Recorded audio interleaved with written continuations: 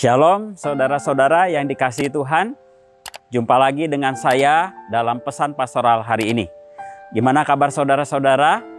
Harap masih tetap semangat dan berpengharapan di dalam Tuhan. Saudara-saudara, tentu kita menyukai orang yang selalu berbuat baik kepada kita.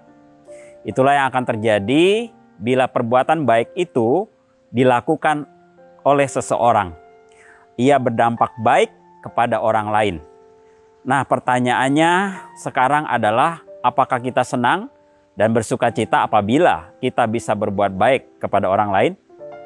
Galatia 6 ayat 9 sampai 10 berkata, "Janganlah kita jemu-jemu berbuat baik, karena apabila sudah datang waktunya, kita akan menuai jika kita tidak menjadi lemah. Karena itu, selama masih ada kesempatan bagi kita, marilah kita berbuat baik kepada semua orang, terutama kepada kawan-kawan kita seiman."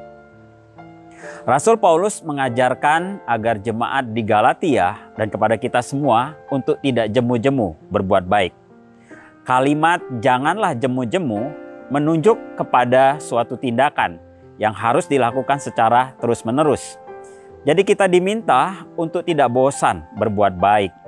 Namun perlu diingat bahwa perbuatan baik yang kita lakukan bukan supaya masuk surga, bukan supaya selamat. Kekristenan jelas mengajarkan bahwa kita selamat bukan karena perbuatan baik kita. Kita diselamatkan semata-mata karena anugerah, murni karena anugerah. Jadi kita berbuat baik karena sebagai ungkapan rasa syukur kita untuk kebaikan Tuhan kepada kita. Dan setiap perbuatan baik yang kita lakukan akan membawa dampak yang baik pula kepada orang lain.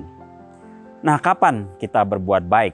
Dikatakan, selama masih ada kesempatan bagi kita, marilah kita berbuat baik. Artinya bahwa setiap kesempatan yang Tuhan berikan kepada kita, kita harus gunakan untuk menabur kebaikan kepada sesama.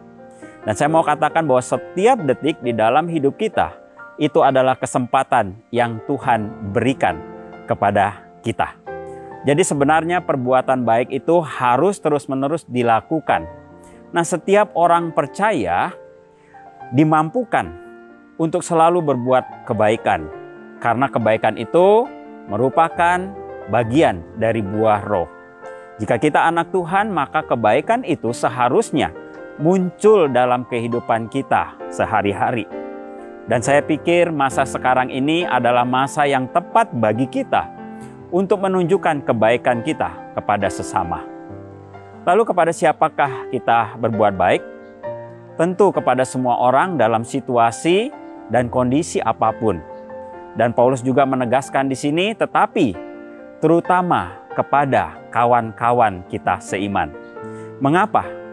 Karena mereka adalah saudara kita dalam kerajaan Allah, sesama anggota tubuh Kristus. Ini berarti bahwa perbuatan baik kita mulai dari orang-orang yang terdekat dengan kita. Bukalah mata dan hati kita untuk orang terdekat terlebih dahulu, sambil kita jangan melupakan penderitaan orang-orang di luar lingkungan kita. Dan ingatlah selalu bahwa segala kebaikan yang kita taburkan kepada sesama itu akan kembali kepada kita suatu hari nanti. Karena itu, teruslah berbuat baik selama kita hidup di dunia ini. Kiranya Tuhan memberkati kita semua, tetap semangat dan terus menjadi berkat bagi sesama. Amin.